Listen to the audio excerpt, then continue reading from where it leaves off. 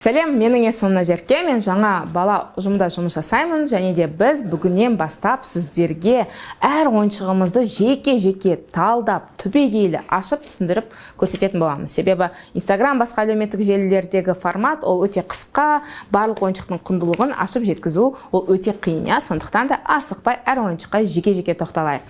Ең бірінші ойыншығымыз бұл әрине біздегі хит тауардың бірі, бұл біл бала ойыншығы.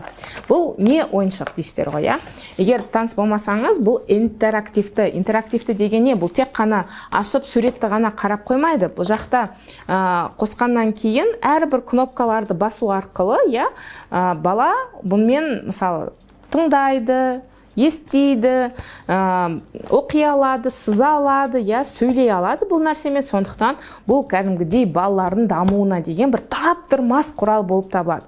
Көбінесе қай жастағы балаларға арналған? 2-7 жас деп айтамыз, дегенмен мысалы менің одан да үлкен 9 жастағы баламның өзі де қызығып, ертегісін де тыңдайды, күйін де тыңдайды. Сондықтан негізі қолдану аясы өте кең, дегенмен тура қазір тілі шығайын деп жатқан, мектепке бара жатқан балаларға таптырмас құрал болып табылады, және видеоның соңына дейін сіз оның расымен де сондай екенін көзіңіз жететін болады. Қараңыздар, жалпы интерактивті деген сөзге тоқталды. Енді мен бірден ішін ашып, ішіне тоқталмас бұрын, қараңыздар, бұл жақта беті деген өте көп. Өте көп дегенде 17 беті бар, 24 тақырыптан тұрады. Негізгі тілі қазақ тілінде, дегенмен кейбір беттері орыс тілінде де сөйлейді, және де ағылшын тілді алфавиті бар. Енді ішіне қазір тағы да тоқталамыз. Біз ең бірінші мұқабасынан бастайық. Қараңыздар, сіз бір бала ойыншығын сатып алған кезде сізге осындай қораппен келеді. Бұның өлшемдері 40-35 сантиметр, мінекей қалыңдығы 1-2 сантиметрдей, және ең күштісі көріп отырғандарыңыздай арнайы тасуға да ыңғайлы. Егер сіз бұны сатумен де айналыссаңыз болады, оптом алу арқылы сіз өзіңіздің клиенттеріңізге ұялмай осылай апарып сатып көрсетсеңіздер болады. Бұны тек қана сатып қана емес, сыйлыққа да таптырмас нәрсе, әртүрлі тұсаукесер, қазір 40-нан шығарған кезде де бала-шаға өте көп қой, соған да сыйлық ретінде апаруға болады. Қараңыздар, ішінде не бар? Қорабымызды ашайық. Көріп отырғандарыңыздай, сапасы бәрі өте жоғарғы деңгейде. Ішін ашқан кезде бізде біл баламыз арнайы осындай пакетте жүреді. Яғни естеріңізде болса, біз мынаны бұрында жарып ойнайтынбыз. Бұл не үшін? Біздің ойыншығымыз ешқандай да сырылмай, жыртылмай әдемі жету үшін жасалынған дүние. Ішінде бүкіл заттарды шығардық. Яғни қорабын көріп отырғандарыңызда артқы жағында да барлық ақпараты бар. Бұл жақтағы ақпараттың барлығы авторлық құқықтары қорғалған. Біздің де жалпы қайдан алып не істеуге болатын барлық ақпараттар сыртында жазылған. Яғни балаға зиянсыз. Тек қана бір ескеретін нәрсе, мына нәрсені баланың өзіне зарядтауға рұқсат бермей, өзіңіз зарядтаңыз. Өйткені бір артықшылығы бұған батарейканың қажеті жоқ. Ішінде міне қораптан ішіне шыққан заттар ғой, өзінің зарядтайтын нәрсесі бар. Бұны үлкен адам өзі зарядкаға қою керек. Зарядкаға қойған кезде сол уақытта кітапша жұмыс жасамайды, зарядтап болғаннан кейін қайтадан балаңызға берсеңіз болады. Яғни ішінде зарядкасы да бар. Және де бұл ойыншық интерактивті болғаннан кейін оны міндетті түрде біз ашып кеңістікке қоюымыз керек қой. Кеңістікте ыңғайсыз болып, бала қабырғаға жүгіріп барып, қабырғаға сызады, сөйтіп ойнайды ғой, сөйтіп жасайтын болсаңыздар, мына жақта арнайы өзінің мынандай қысқыш ілгіштері де бар.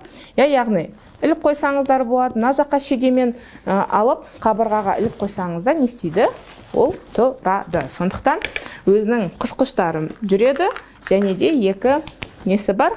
Фломастер. Бұл не үшін беріледі?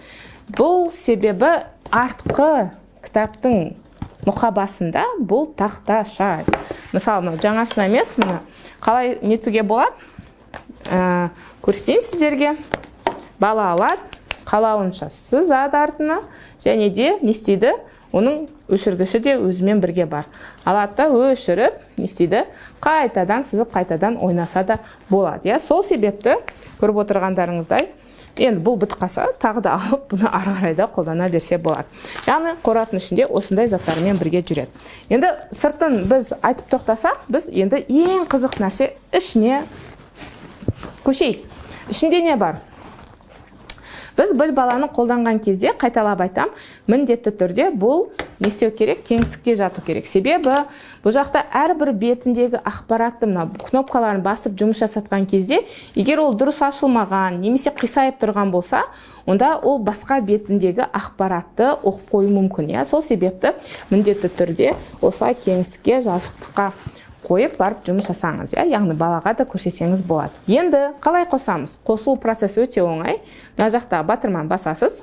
Балақай, білім әлеміне қош келдік. Мінекей, білім әлеміне қош келдік. Білім әлемінде не бар? Ең алғашқы беті бұл бізде әліппеден басталады. Яғни қазір жақынырақ көретін болсаңыздар, бұл жақта не бар? Оң жағында плюс-минус арқылы дауысын қаттырақ, немесе дауысын азайтуға болады, немесе кітапшаны өшіруге болады. Ең басты нәрсе естеріңізде сақтау керек. Әрбір бетті ашқан кезде сол бетті қосатын бізде арнайы Әліппе. батырма бар. Яғни осы батырманы басу арқылы мен мына бетті байымша қостым десек болады. Әліппені қосқан соң, мінекей, қай Алма. батырманы басу керек екеніне сыртынан көрсетіліп тұр. Қайсын бассаңыздар да? Зымыран. Орақ.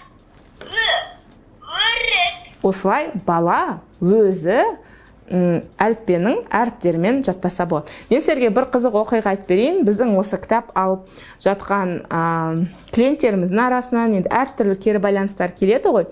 Сол кезде 3 жастағы баласы небәрі 3 күнде 3 сөз жаттап алғанын кәдімгідей мақтан тұтып жіберген бізде хаттар да аз емес. Сондықтан мына кітапты құр бірінші бетін өзін бала ойнаған өзінде әрбір әріпті танысып, сәйкесінше соншама сөзбен де таныса алады.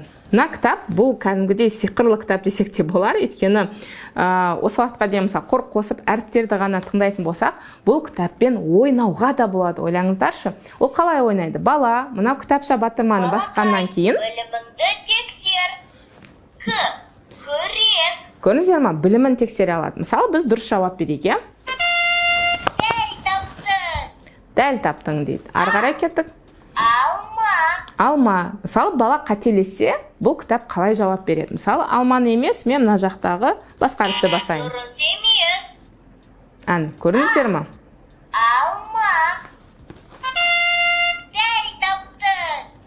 Осылай бала өзінің білімін тексере алады. Керемет, Келесі батырманы басайық. Мына жақта дауыстың дыбысы тұр. Мен бірге қайталап. Яғни бала басқанда ғана емес, не істейді? Өшіре тұрайын. Сау бол. Яғни көргендеріңіздей, бала басқанда ғана сөйлемей, баланың сөзін, мынау тілдің дамыту үшін кітап өзі барлық әріпті айтқан кезде бала оғын қайталаса ғана жеткілікті. Яғни басуға да болады, білімін тексеруге де болады, сонымен қатар құр қайталап та әріптерді жаттаса болады. Бұл беттің әлі қызығы біткен жоқ. Ойлаңыздаршы, біз әлі не бәрі бірінші бетінде ғанамыз. Арғы беттерде не күтіп тұрғанын қазір сіздерге толығырақ айтам. Дегенмен бұл бірінші беттің қызығы әлі біткен жоқ. Себебі бүкіл мына әріптерден басқа ең астында осы әліппеге қатысты керемет ән бар.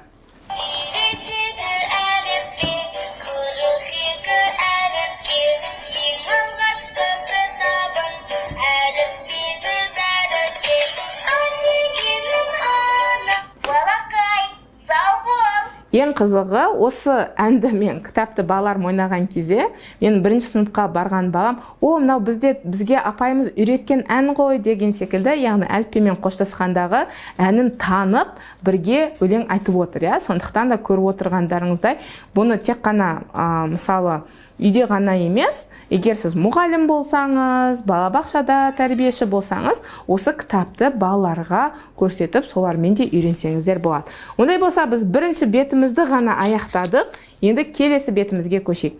Келесі бетіміздің ерекшелігі бұл жақта бірінші беттегідей дауысты көтеруге, азайтуға, қосуға, өшіруге болады. Бірақ бұның ерекшелігі бұл екі тілде жүреді. Яғни қазақ тілінде де бар, орыс тілінде де бар. Тақырыбы мамандықтар мен көліктер. Оны не істейміз? Оны біз қосамыз. Балақай, білім әлеміне қош келдің. Және де қараңыздар, егер сіздің бетіңіз былай сәл дұрыс аяғына дейін ашылмай сіз мынаны басатын болсаңыз, ол қосылмайтын болады, иә? Сол ол қосылу үшін, міне, ол ойлап тұр, біз әлі бірінші беттеміз деп ойлап тұр. Ашамыз да екінші бетті ашып, Мамандықтар мен көліктер. мамандықтар мен көліктер. И машины. Мысалы ретінде көріп отырғандарыңыздай, бұл жақта 16 мамандық бар екен, иә? Шахтер. Жердің қазба байлығымен айналысатын маман. Көрдіңіздер ма? Тек қана атын ғана айтап қоймай, ол мамандық не істейтінді ашып айтып жатыр. Сот. Қоғамдағы заңсыздыққа үкім шығарып, азаматтардың құқықтары мен заңды мүдделерін қорғайтын маман. Сонымен қатар бұл бетте де білімін тексерсе болады, иә? Мына батырман баса. Біліміңді тексер. Сот. Қоғамдағы заңсыздыққа үкім шығарып, азаматтардың құқықтары мен заңды мүдделерін қорғайтын маман. Деген секілді сөйтіп ойнаса болады. Тура сол секілді қайталаса да болады, иә? Көріп отырғандарыңыздай, бұл бетте де бала өзінің білімін тексере алады. Енді біз мамандықтарға ғана тоқталсақ, бұл жақта бізде тағы да не бар? Әрине көліктер. Мысалы, бір маған қатты ұнағаны, тек қана атын ғана атап қоймай, ол оның ішіндегі дыбысын да шығарады. Мысалы, зымыранды тексерейік. Көрдіңіз ба? Тура сол секілді, мысалы, ұшақ туралы айтып берсін. Керемет. Мына батырман басайық. Көліктер дегеніміз адамдар мен тауарларды тасымалдауға арналған құрал. Сөйтіп, екінші беттің өзінде балалар мамандықтармен және көліктермен таныса алады. Келесі бетке көшейік. Келесі бетте бізде жануарлар мен өсімдіктерге арналған, және бұл беттің өзінде де екі тілде жүреді. Яғни қазақша және орысша. Алғашқы беттер секілді бұл жақта да біліміңді тексер бар, қайталау бар, дауыстардың, дыбыстың қарқындығын да өзгертетін батырмалары бар. Енді әрқайсына жеке-жеке тоқталмайын, дегенмен де қараңыз, Жануарлар мен өсімдіктер. бетті қосуды ұмытпаймыз. И растения. Мысалы, бір қызығы, мына жақтағы көп нәрсені шыны керек бала тұрмақ үлкен адамның өзі де білмей жатады, иә? Мысалы ретінде ағаштардың барлық атауларын, немесе Қарағай, емен, терек. яғни олардың тек қана көріп отырғандарыңыздай атаулары ғана емес, қалай көрінетінін де барлық суретін ашып салып қойған.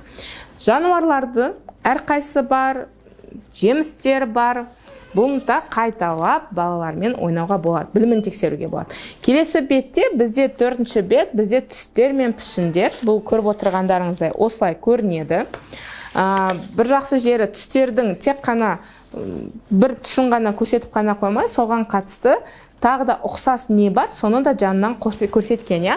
Бұл нәрсені де біздің оқырмандарымыз, біздің клиенттерімізге қатты ұнаған, себебі балалар түсті үйренген кезде, мысалы ретінде жасыл құр түсті ғана айтпай, жасыл жапырақ, немесе қара сөмке деген секілді бір сөзбен бір сөзді бір-бірімен байланыстырып та үйренді. Сондықтан да көріп отырғандарыңыздай кішкентай ғана нәрсе болып көрінгенімен астында түбегейлі өте Қайда кеттің? осылай арасында іздеп те тұрады балаға өзінің бар екенін көрсетіп. Яғни бір-екі нәрсені осы беттен де біз тыңдайық. Түстер мен пішіндер. Ақ, қара, бұл ром, бұл алты бұрыш. Араның ұясына ұқсайды. Бұл тепше, кубик-рубикке ұқсайды. Күшті, яғни құр форманы атын ғана қоймай, неге ұқсайтынды атап өткен. Бұл бізде төртінші бет. Келесі бетке көшейік, бесінші бет. Ой, бұл енді кішкентай балаларға да өте қызықты беттердің бірі, себебі бұл жақта белгілер мен бағдаршам қазақ орыс тілінде жүрген, яғни бізде балаларға бағдаршамды үйретеміз ғой. Қызылда тоқтау керек, сарыда күту керек, жасылда жүру керек деген секілді бұл жақта да барлық ақпараттары көрсетілген. Және де мысалы күннің жанында күн қандай ақпарат айтатынын қазір тыңдап көрсек болады, осы бетте. Белгілер мен бағдаршам. Балақай, мен қазір саған бағдаршамның түстері не нәрсені білдіретінін үйретемін. Ол үшін батырмаларды бас. Көрдіңіз ба? Яғни әр қайсына жеке-жеке тоқталатын болады. Балақай, жаяу жүргіншілерге арналған жолдағы бағдаршамның қызыл түсі жанып тұрса, онда сол жерден тапжылмай күт. Бұл белгі саған өтуге болмайды дегенді білдіреді. Көрдіңіз ба? Өте күшті зат, Келесі бетке көшейік. Келесі бетте бізде ғаламшар мен табиғат туралы, Яғни біз өзімізде кейде планеталардың атауларын білмей жатамыз, ал бұл жақта әр планетаны кезегімен барлығын орналастырған табиғаттағы жаңбыр, бұлт, кемпір қосақ, қар, тау, орман, өзен барлығына жеке-жеке тоқталған. Бір планетаға қатысты ақпаратты тыңдайық. Табиғат пен ғаламшар. Мысалы ретінде ең үлкен біздегі Юпитер. Көрдіңіздер ме? Күн жүйесіндегі ең ірі ғаламшар. Бұл ғаламшарда су немесе топырақ элементтері кездеспейді. Өте нығыз газдардан құралған ғаламшар. Юпитер жер шарынан 300 есе үлкен. Мәссаған, бұндай ақпаратты шыны керек, біз үлкендер өзіміз білмейміз, Юпитер 300 есе біздің жер шарымыздан үлкен екен. Тура сол секілді көрдіңіздер ме, әр планета туралы да ақпарат береді. Ойлаңыздаршы, біз небәрі 7-ші бетіне келдік, ал бұл кітаптың құндылығын айтып жеткізу мүмкін емес, Бала әріп туралы да білді, мамандық, пішін, түс. Ойлаңызшы, қалған 10 бетінде не бар? Видеоның соңына дейін болыңыз, сіз әрбір бетіне тоқталамыз, Келесі бет бізде сандар, бұл бетте бізде қазақ және орыс тілінде жүреді. Бұны қосайық, міндетті түрде сол бетті қосуды ұмытпаймыз. Сандар, цифры. Маған ұнағаны бұл кітапшада құр цифраның сан ғана беріп қоймай, сол санға сәйкес жануардың немесе басқа заттында санын көрсеткен, яғни бала отырып есептеп санап көре алады. Мысалы 4-ті басайық. 4, яғни мысалы 4 маймыл деп арғарай көрсетсе болады. Цифралардың өзі де жай сызыла салмаған ғой, қараңыздаршы. Пункттер жазумен қалай цифраны жазу керек екеніне де аса мән берген. Құр 9-ға дейін ғана емес, бұл бетте бала 9-ға дейін санап үйренеді. Кейін келесі бетінде 10-дықтарды да санап үйренеді. Мысалы 10, 11, 12, 13. Арғарай кетеді 10-дықтар, 30, 40, 50, 60. Яғни бала тыңдайды, көреді, и қайталау арқылы сандарды тез ақ жаттап ала алады. Ондай болса, келесі бетке өтейік, яғни бала 100-ге дейін санап үйренсе, келесі бетте, бұл өте бір керемет беттердің бірі, себебі бұл жақта бала өзімен және өзінің отбасымен танысады. Қараңыздар, бұл да екі тілде жүреді. Мен және отбасым. Көріп отырғандарыңыздай. И моя семья. Әрбір мүшенте біз айтамыз ғой, қол, аяқ деп түсіндіргенде, бұл жақта да барлығы бір бетте өте әдемі күшті көрсетілген. Мысалы, ерін. Бұның тілін ауыстыру үшін, мына жақта қазақша, орысша деген секілді арнайы батырма бар. Яғни жаңа ерінді қазақша айтса, оны орысшаға аудару үшін мінекей парақшаны міндетті түрде жазып ашамыз, Малыш, ты выбрал русский язык. Кубы. Енді біз орыс тіліне көштік. Солай тілдерді де бір-біріне ауыстыруға болады. Енді біздің отбасы туралы да естейік. Отбасыда мысалы Отец, сноха, младший брат. Қазақ тіліне қайтадан оралу үшін не істейміз? Әрине осы батырманы басамыз. Балақай, сен қазақ тілін таңдадың. Қараңыз. Қарындас, жеңге, ата. Әрбір отбасы мүшесіне жеке тоқталды. Келесі бетіне көшейік. Келесі бетінде бізде нағыз патриоттық сезімді оятатын біздің Қазақстанның рәміздеріне арналған бет. Яғни бұл жақта ең бір кереметі менің кіші балам қатты жақсы көретін батырма бар. Оны айтайын ба қайсысы? Менің Қазақстаным. Ол біздің әнұран. Яғни әнұранды мектепте бірінші сыныптағы балаға қайта-қайта айтып үйретеді ғой. Ол жатталып қалғаннан кейін осы бетке келген кезде мен балам кәдімгідей тік тұрып, қолын жүрегіне қойып, не істеді? Әнұран тыңдады. Сіздер де бір үзіндісін тыңдайық, иә?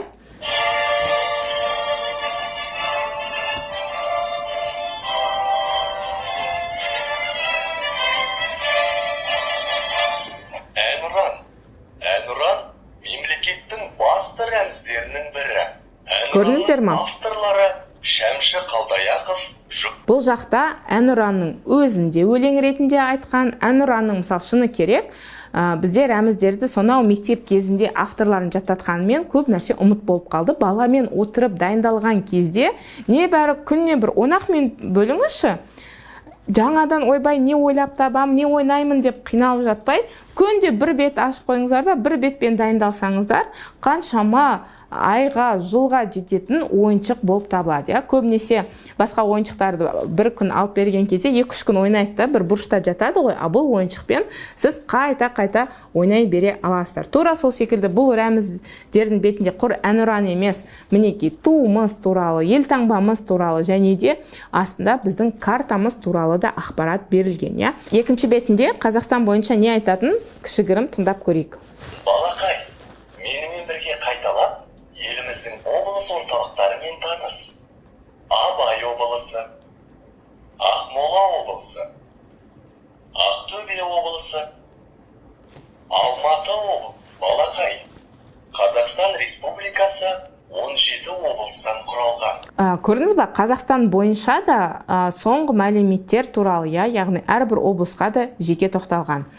Келесі бетке көшейік. Біз енді 10-шы бетке келдік. Бұл бет енді тек қана балаларға ғана емес, үлкендерге де арналған бет. Неге дейсіздер ғой, Бұл нәрсені құр кітап ретінде ғана емес, кәдімгідей рухани азық ретінде күйді де тыңдап отырсақ болады. Себебі бұл бет біздің киіз үй мен домбыраға арналған.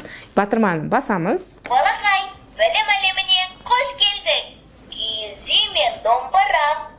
Киіз үйдің элементтеріне тоқталайық. Ең бірінші, мысалы, мен өзім бұл кітапты алған кезде, мен үшін басқұр деген бұл кәдімгідей жаңалық болды. Себебі, шаңырақ, уық, кереге деген заттарды білеміз да, ал басқұр не екенін сіз өзіңіз білесіз ба?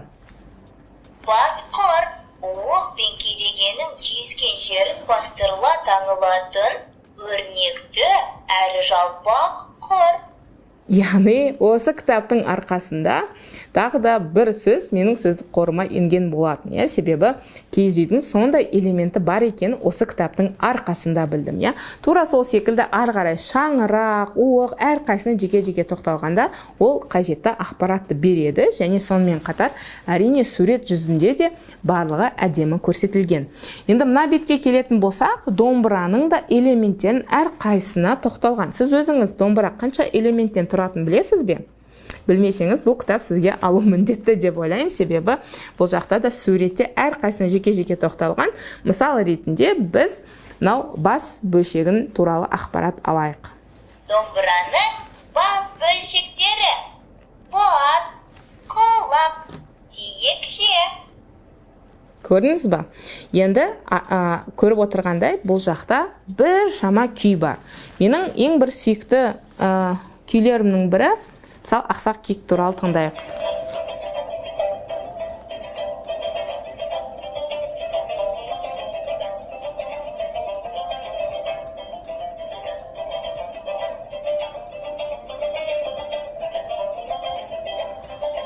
Осылай сіздер балаға күйге деген махаббатты да ашсаңыз болады. Шыны керек, көптеген біздің дәстүрлеріміз, өзіміздің қазақи құндылықтарымыз ұмыт болып бара жатыр. Солай ұмыт болмауы үшін сіздер не істей аласыздар? осы кітапты мен ойлаймын әрбір қазақ баласы тұрмақ, әрбір үлкеннің өзі басынан аяғына дейін бір өтіп шығуға туралы кітап деп ойлаймын. Сол себепті күйлерді де тыңдап, күйлерді ажырата білсеңіз не деген керемет емес па, иә? Ал біз болсақ 11-ші бетке келдік. Яғни көріп отырғандарыңыздай, бұл кітаптың тағы бір ерекшелік, әр бет сайын бұл қиындай береді және де сәйкесінше басқа да ақпараттарға толып жатыр. Бұл жақта енді алғашқы беттер кішкентай балаларға көбірек болса, мына жақта мектеп оқып жүрген, бастауыш оқып жүрген балалардың өзіне де өте пайдалы болады, иә? Неге? Себебі бұл сен білесің бе және тақпақтарға арналған беттер. Көбінесе тақпақ жаттатқанда да не тақпақ жаттатамыз деп таба алмай кетеміз ғой. А бұл жақта бала өзі тыңдап ақ тақпақты да жаттай алады. Көрейік, әрбір бетіндегі бір ғұлама туралы, бір тақпақ туралы естейік. Біз сіздермен бірге Ахмет Байтұрсын туралы кішігірім ақпарат естейік. Ахмет Байтұрсынұлы, қазақтың ақыны, әдебиет зерттеуші ғалым, түркітанушы, педагог, аудармашы, Керемет, иә? қазақ халқының 20-шы ғасырдың басындағы ұлт азаттық қозғалысы жетекшілері. Тура сол секілді, мысалы Ахмет Байтұрсынұлы толыққанды ақпарат берсе, бұл жақта 16 ғұлама туралы ақпарат алса болады. Тура сол секілді, мына жақта 16 тақпағы да бар. Келесі бетке көшейік. Келесі бетте бізде енді барлық бала жақсы көретін динозавр тақырыбы, иә? Өйткені менің де балаларым динозавр жақсы көреді, және де біз үшін динозавр ол бір динозавр, иә? Ал кішкентай балалар үшін қазір әртүрлі мультик көріп алған ба, фильм көріп алған ба, жаңағындай стерегозавр көресің ба, спинозавр, мезозавр деген секілді балам әртүрлі динозаврдың түрін айтқан кезде менің өзім аузым ашылып таң болып отырамын, иә? А бұл кітапшада енді біз өзіміз де мысалы тек қана білетін сол тиранозаврдан бөлек те басқа динозаврлардың түрімен танысса болады, және бұл бетте қазақ және орыс тілінде көріп отырғандарыңыздай өте әдемі суреттері де көрсетілген.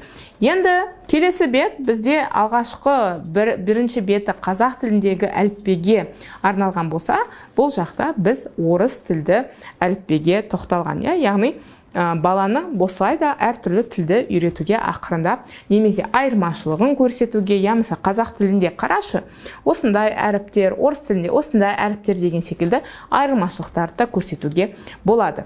Келесі бетінде біздің бұл енді ағылшын тіліне арналған әліпбе, яғни бұл жақта да тек қана әріптің өзін ғана емес, соған қатысты сөздері де бар. Біреуін тыңдап көрейік.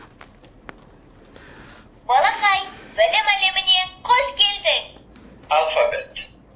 Алфавит. Мысал ретінде K. Kite. S. Snake. X. Xylophone.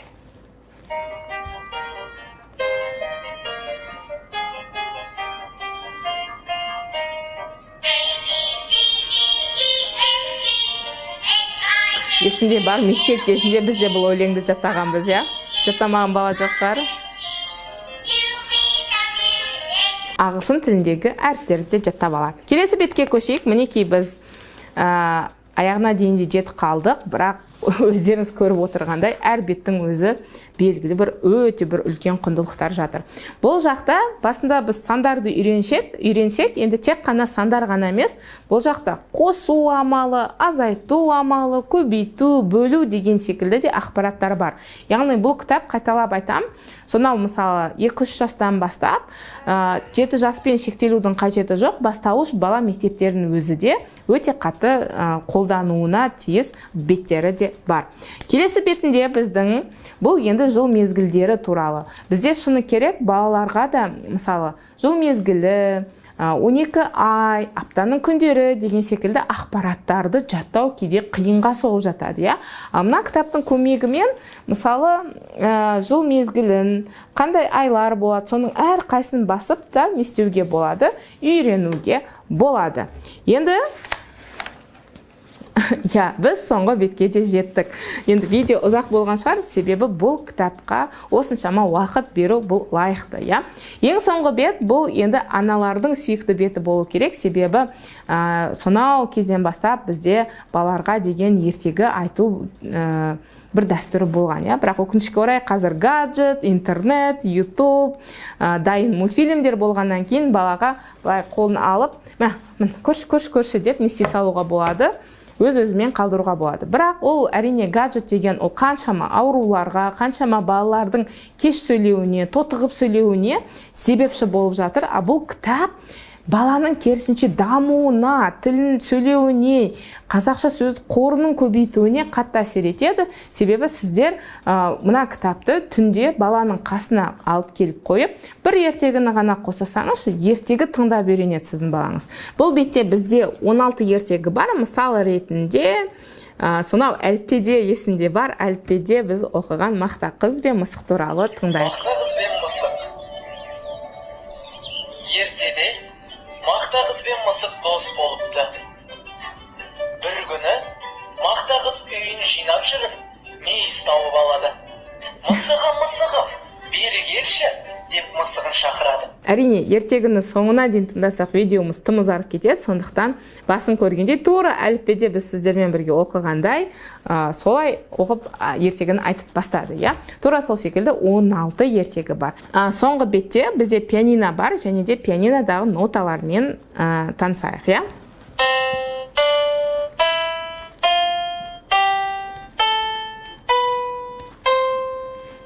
Тура мектептегідей. Және біздің балалар алғашқы бетте тақпақ жаттаса, енді ән де жаттай алады. Мысалы ретінде туған жер туралы өлең тыңдайық.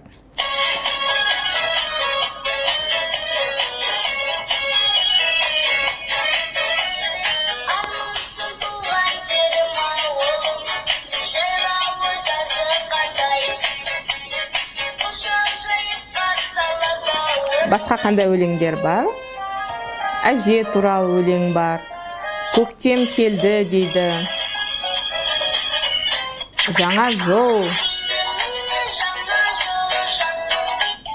Қарлығаш дейді. Әліппе, тұлпарым, домбыра, я? Балақай, сау бол. Сау бол, яғни көріп отырғандарыңыздай 17 беттен тұратын Біл бала кітабының құндылығын енді сөзбен айтып жеткізу мүмкін емес, я. Өйткені бұл жақта үлкен бала, кішкентай бала тұрмақ, біз өзіміз де қаншама ақпарат үйренсек болады. Ал ең кереметі бұл бала кітаппен сіздер кемінде бір 10-15 минут қана балаларыңызбен уақыт өткізетін болсаңыздар, бұл жалпы баламен қарым-қатынасты да, баланың дамуында, тілінің тез шығуын, дұрыс сөйлеуін, сөздік қорының көбеюіне деген қаншама пайдалы дүние жатыр. Сондықтан да міндетті түрде алыңыздар. Менің ойымша әрбір қазақтың баласында болу керек кітап, тұрарлық кітап соған, сондықтан міндетті түрде алып қолданыңыздар. Бұл кітапты қайдан, қалай аламын деген ақпараттың барлығы осы видеоның астында тұратын болады. Сіздерге бір жақсы жаңалығым, біз тек қана осы бір кітаппен ғана шектелмегенбіз. Бізде көріп отырғандарыңыздай басқа да әлі көптеген ойыншықтарымыздың түрлері бар. Бұл ойыншықтар туралы сіздерге келесі видеода да толыққанды обзор жасалынатын болады. Сондықтан міндетті түрде видеоға жазылыңыздар, өздеріңіздің ойларыңызбен пікірде бөлісіңіздер, және де біз сіздерді басқа да видеоларда күтетін боламыз. Сіздермен бірге болған мен Назерке. Басқа да видеоларда көріскенше сау болыңыздар.